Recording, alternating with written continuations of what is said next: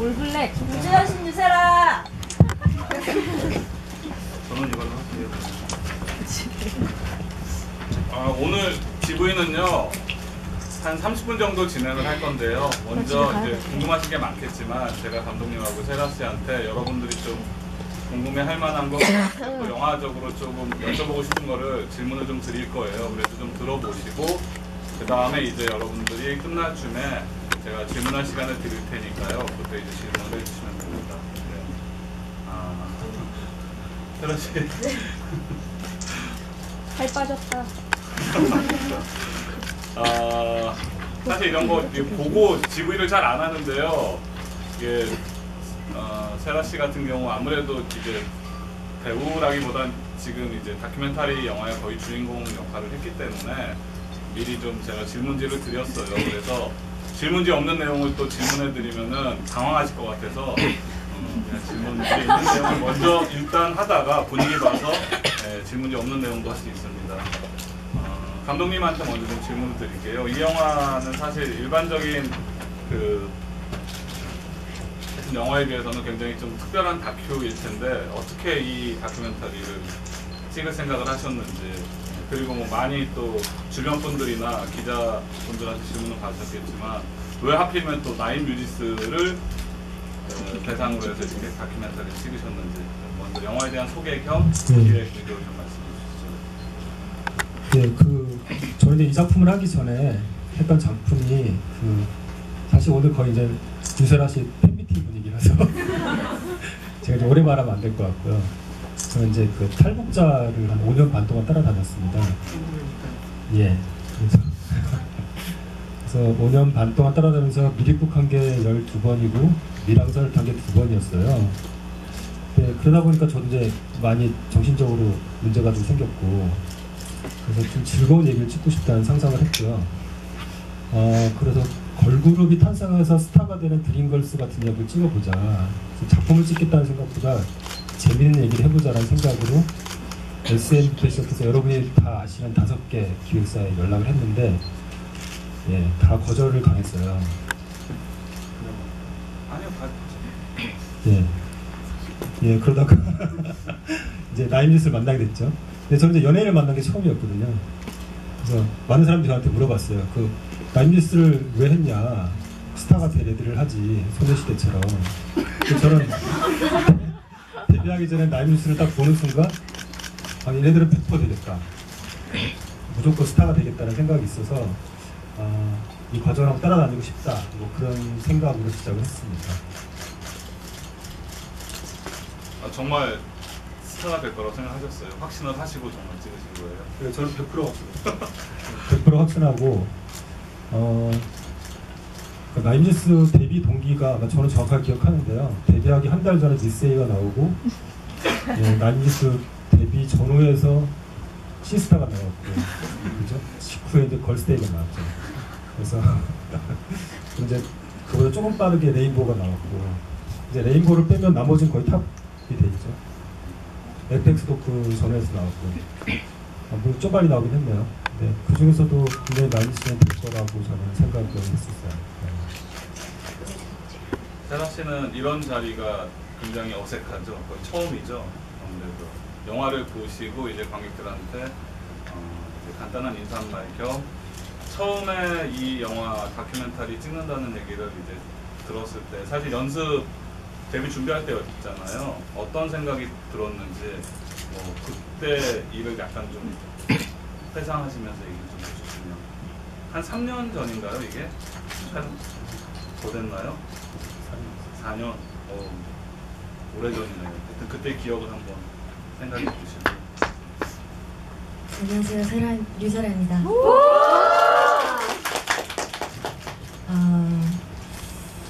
일단 저 때는 저희가 다큐멘터리를 찍는다는 거에 대해서 크게 마음을 쓸 수 있는 여유가 없었어요.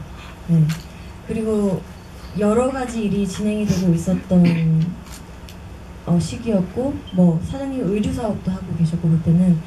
그리고 저희가 이 다큐멘터리 말고 또 다른 예능 프로그램을 촬영을 하고 있었어요, 동시에. 그래서 이거를 하면은 뭐 어떤 그림이 나오겠다, 아니면은 뭐 우리는 뭐 이런 모습이 담기겠다 예상조차 할 수 없었던 그런 상태였던 걸로 기억해요. 저 보고 얘기하지 마시고요. 관객들 보고 얘기하세요. 저 돌 맞아요, 돌. 그럼 그때 감독님이 혹시 그 보통 다큐멘터리 같은 경우에도 사실은 이렇게 연출이 조금은 들어갈 수가 있잖아요. 근데 감독님이 이전에 탈북자 얘기도 찍고 그러셨는데 원래 감독님한테 먼저 질문을 드리려고 했는데 세라 씨 그러면 감독님이 촬영을 많이 직접 하셨잖아요. 그때 전혀 카메라 의식을 멤버들도 거의 안 하셨나요? 그런 경황이 없으셨던 거예요, 그 당시에? 질문이 뭐였죠? 집중해서 들어야 돼요. 순서대로 안 할 수 있으니까. 그러니까 정말 이게 찍을 때 거의 의식은 안 하셨어요? 초반에 한 2주 정도는 했어요, 의식을. 네. 근데 이게 뭐 스태프들이 나중에 멤버 같고 멤버들이 스태프 같고 뭐 이래가지고 오랜 시간이 있다 보니까 그냥 좀 식구 같다는 느낌. 숙소도 거의 공개하신 거죠, 촬영하는 거를. 제가 촬영. 저희 집이요? 예, 아니 그러니까 저기 그 같이 묵던데. 공동 숙소. 나이미저스는 공동 숙소를 쓰지 않았기 때문에. 그러면은 그 모여서 얘기하고 이러는 데는 요거- 풀막 하고 이런 데. 그건 다른 장소였어요. 다른 장소였던 MT가 뭐였고. 그 세라 씨는 이제 기획사 하라고 받아서 집까지 따라갔죠. 영화 최근에 보셨잖아요, 세라 씨는. 제가 알기로 며칠 전에 보시고 굉장히 많이 울고 오늘 다시 또 보시면서 또 우시는 것 같던데 뭐가 그렇게 서러우세요? 왜 그렇게 우셨어요? 제가 사실은 여기에 오는데 굉장히 고민을 많이 했어요. 이게 시기가 시기잖아요. 그래서 제가 혹시라도 정신 없는 말 하지 않을까 싶어서 고민을 많이 했는데, 그래서 이 감독님한테 보여달라 그랬어요. 아예 이번 편집 버전을 보여달라고. 내가 뭐 그 전에는 초반에 보다가 이제 너무 그 오열을 해가지고 그때는 끝을 못 냈었는데, 이번에는 제가 미리 봤어요. 보고 나서 네.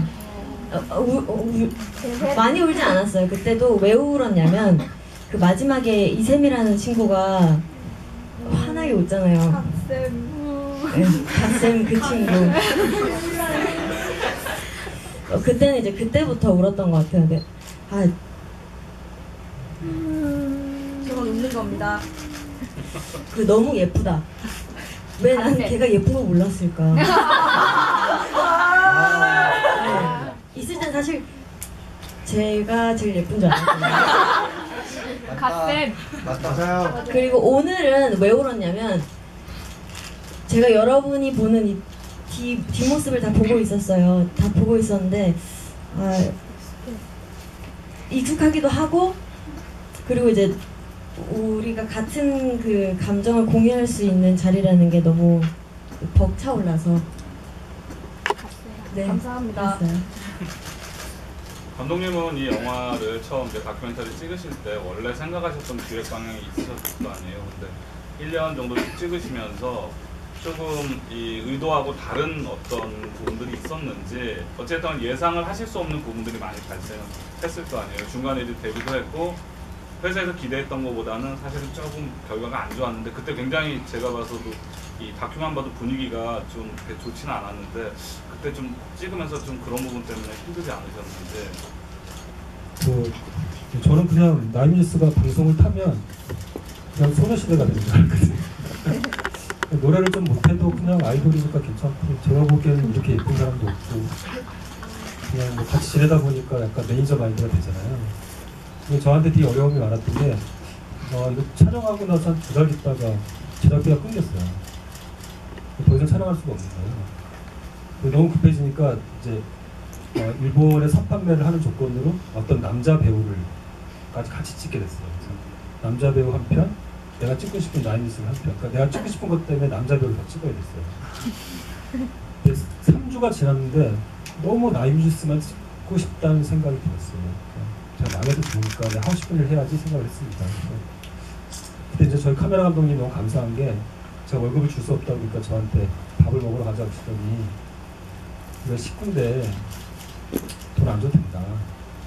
1년 동안 같이 있자. 저희 조연출도 오시고 우리 프로듀서들 좀 계시거든요. 그래서 어렵게 찍었죠. 지금 돌이켜 생각해보면 그 남자가 누구였냐면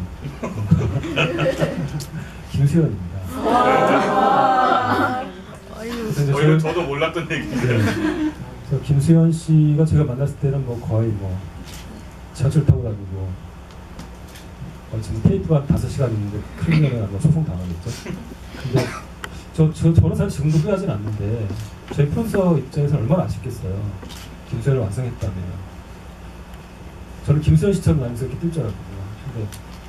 근데 원하는 대로 잘 안 됐죠. 좀 시간이 걸리고. 근데 그래도 뭐 사실 이 순간에도 저희 프로듀서들을 생각하면 되게 미안하고요. 왜냐하면 영화가 영화제 같은 데 되게 많이 나왔지만 돈을 번 영화는 아니고 카메라 감독님도 굉장히 고생만 시켰고. 근데 저는 영화 찍은 다음에 가장 행복했던 날은 며칠 전이었던 것 같아요. 세라 씨랑 같이 영화를 보게 될 줄은 몰랐거든요. 이제 앞에서 펑펑 우는데 저는 여자가 오면 저희 집사람 포함해서 여자가 오면 어떻게 될지 모르기 때문에 휴지를 한두 마리 갖다 줬던 거. 그래서 오늘도 이제 같이 이 자리에 설 수 있어서 참 영광입니다. 감사합니다. 하여튼 감독님이나 다 고생을 많이 하신 것 같아요. 이제 촬영 과정을 제가 본 건 아니지만 저도 이제 완성본을 보면 그런 생각이 들었는데 솔직히 이게 다 팬들이시니까 제가 솔직히 말씀드리면 저는 사실 나이트디스라는 그룹을 알기는 잘 알았지만 유세라라는 사람, 그러니까 세라 씨는 몰랐어요. 근데 제가 이 다큐를 보고 나서 감독님한테 제일 먼저 드렸던 얘기가 너무 궁금하다고 얘기 드렸어요. 그래서 이 GV 하는 것도 꼭 해야 된다고 제가 감독님한테 부탁을 드렸었는데 실제로 보면 이제 다큐멘터리라고 해도 아까 이제 뭐 의식을 안 했다고는 하지만 대부분의 배우들조차도 다큐를 찍는다고 해도 카메라가 돌면은 자기의 어떤 성격이나 이런 것보다는 좀 의식을 해서 연기를 하게 되거든요. 근데 저는 이 다큐상에서 보여주는 유세라라는 사람의 어떤 인간적인 모습이 굉장히 어떻게 보면 성취감도 강하고 도전의식이 뭐 이때는 또 20대 초반이었잖아요. 굉장히 강한 어떤 젊은 사람으로 나오는데 본인의 성격이 실제로 정말 이렇게 똑같은지 뭐 팬분들은 잘 아시겠지만 또 다큐에 묘사되지 못한 나는 사실은 그렇게 센 여자는 아닙니다. 약한 부분도 있습니다. 다큐에 묘사된 자신의 모습을 이렇게 보니까 어떤 생각이 들어요? 실제 자기 모습하고 거의 동일한 것 같나요? 이게 이런 질문을 받는 이유가 이게